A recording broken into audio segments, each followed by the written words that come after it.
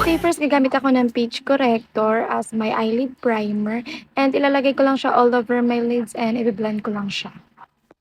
Next, gagamit ako ng matte lipstick from O2O in the shade M20. Ganito yung kulay niyan. Tapos, gagamitan ko lang siya ng ganitong brush para ilagay sa buong eyelid ko. Nakuha ko tong technique na to sa napanood kong Thai makeup artist. Ginagamit nila to as transition shade.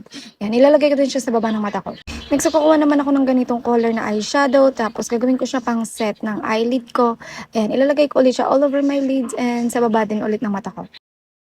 Tapos kukuha ako ng ganitong kulay, ilalagay ko siya ulit all over my lids and as usual sa ilalim ulit ng mata ko.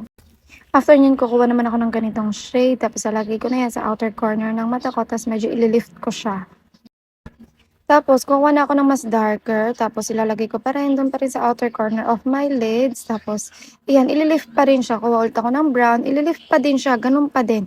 Siyempre, i-blend natin yan, sis. Tapos, kukuha naman tayo ng black eyeshadow. Tapos, ilalagay natin ulit sa outer corner ng ating lids. Tapos, siyempre, palift ulit yan. Be-blend natin. Tapos, nakulangan ako dyan. Kaya mag-a-add pa ako.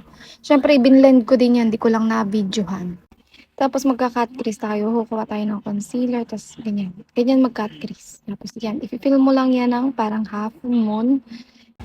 After natin ma-fill yan, yung half moon na yan, kukuha tayo ng ganitong kulay para iset yung ating cut crease. And kukuha na tayo ng shimmer para lagyan yung ating kinat crease. After niya, naglagay na rin ako ng eyelid tape, pati ng eyeliner, pati na rin ng lashes. Hindi ko na siya binidyoan kasi komplikado siya for me. After niya, naglagay na ako ng white eyeliner sa aking waterline. Tapos, okay na, finish na. And ayan, tinapos ko na yung base, yung contour, yung concealer, yung blush.